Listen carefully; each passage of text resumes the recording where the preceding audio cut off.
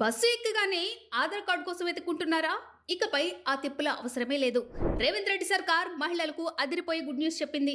ఇక మీ ప్రయాణం స్మార్ట్ కాబోతుంది. తెలంగాణలో మహాలక్ష్మి పథకం సరికొత్త రికార్డు సృష్టించిందనే చెప్పుకోవచ్చు. ఇప్పటి వరకు ఏకంగా 290 కోట్ల జీరో టికెట్లు జారీ అయ్యాయని ప్రభుత్వం తెలిపింది. దీనికోసం ప్రభుత్వం చేసిన ఖర్చు అక్షరాల 10,000 కోట్లు. గతంలో 40% ఉన్న మహిళల ప్రయాణం ఇప్పుడు ఏకంగా 67% పెరిగిందట. ప్రతిరోజు 35 లక్షల మంది మహిళలు ఫ్రీగా బస్సు ప్రయాణం చేస్తున్నారు.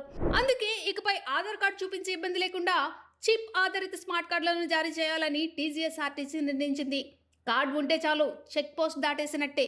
ఇక రద్దీకి తగ్గట్టుగానే కొత్త బస్సులను కూడా రంగంలోకి దింపనున్నారు. మహిళా సాధికారత అంటే ఇదే అని కాంగ్రెస్ శ్రేణులు సంబరాలు చేసుకుంటున్నాయి. ఇదిలా ఉండగా ఈ ఖర్చు భారం ఎవరిపై అని చెప్పేసి విపక్షాలు ప్రశ్నిస్తున్నాయి. ఏదేమైనా రేవంత్ అన్న మార్క్ స్మార్ట్ పాలిటిక్స్ ఇప్పుడు టాక్ ఆఫ్ ది టౌన్ గా మారింది. విమర్శలైన ఉన్న అభివృద్ధిని పరుగు తీయించడంలో రేవంత్ అన్న స్టైలే వేరు. తెలంగాణను నెంబర్ 1 చేసే దిశగా వేస్తున్న మన ముఖ్యమంత్రికి మీ మద్దతు ఉందా? రేవంత్ అన్న పాలనపై మీ అభిప్రాయం ఏంటి? కామెంట్ చేయండి.